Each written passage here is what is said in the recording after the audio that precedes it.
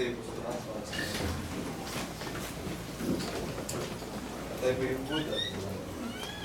Diyos sa mga naman ko rin sa lahat. Panginoon, kami po namin po na latas may mga tingin Panginoon. Kami po pa salamat. Minsan pa ay pinagigit po sa amin ang pagkakataon na ito upang malalakayin namin ang katakilaan ng anak na si Jesus ng Panginoon. At narito po, Panginoon, hawak na yung mga lingkod, ang batas ng ubas na sumusugulo sa mundo at ang tinapay may libadura na sumusugulo naman sa mga tawan.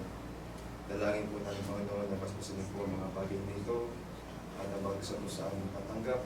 Nawa po, Panginoon, ay pagalit po sa amin ang kapatawaran sa lahat po ng pagkakasaalan ng nagagawa sa mundo, Panginoon.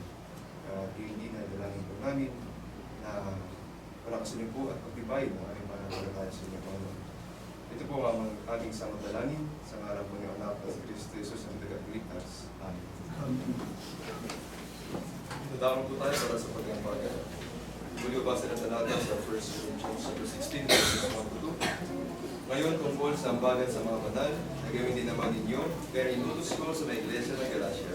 Tuwing unang araw ng Sangguniang, ang bawat isa sa inyo ay magbuhod na magsimpan, ayon sa kanyang ginigilhawa, kung huwag nang gumawa ng mga ambagan sa pagpareso. Dawitin po natin ang page 68. Una ay ika-4 na stanza lamang po.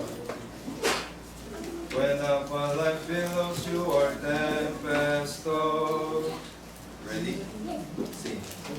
When upon life billows you are tempest tossed. When you are discouraged thinking all is lost. Count your many blessings, sing them one by one. And it will surprise you what the Lord hath done. Count your blessings, name them one by one. Count your blessings, see what God hath done. Count your blessings, name them one by one.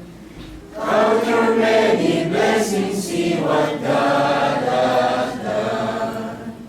So amid a conflict, whether great or small, do not be discouraged, God is over all.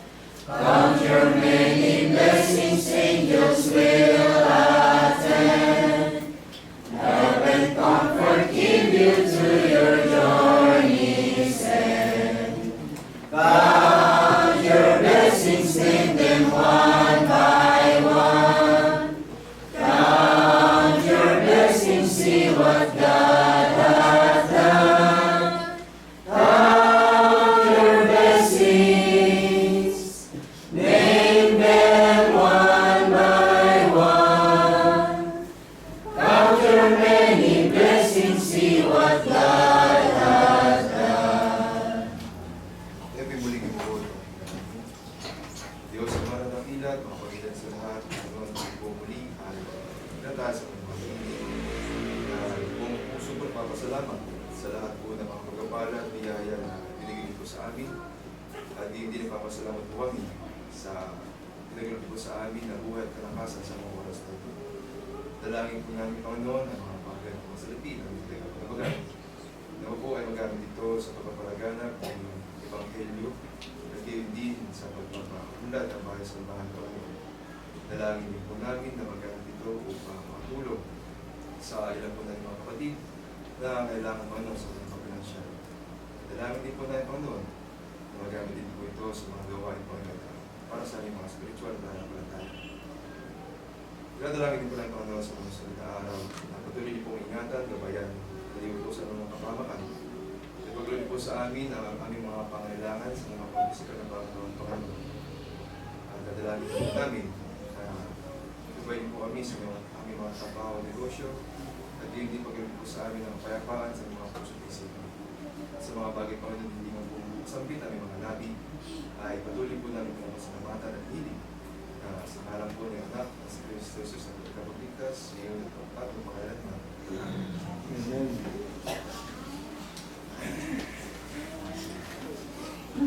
Balita po.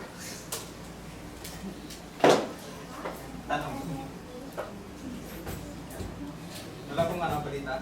After DC po hindi nakasamba dahil may masama po yung pakiramdam. Sama na lang po sa closing prayer. At balita rin ay salamat sa Diyos dahil tumugon po sa tawag ng bautismo. Yung kung dahil pinalaki natin noong nakaraang linggo at nagbunga naman yung ating pangaral. So, salamat sa Diyos sa dalawang kaluluwa na tinawag. At alam kong isang bagay na nakalugod-lugod sa harapan ng Diyos. Yung bagay ko rin. So,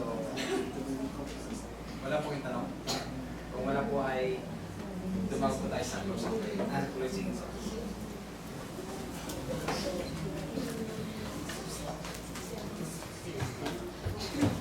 Bilang parte po sa pagkasanay natin na patuloy na mag-awit ng Tagalog, tayo po muli ay aawit ng Tagalog. Sana po, alam niyo po yung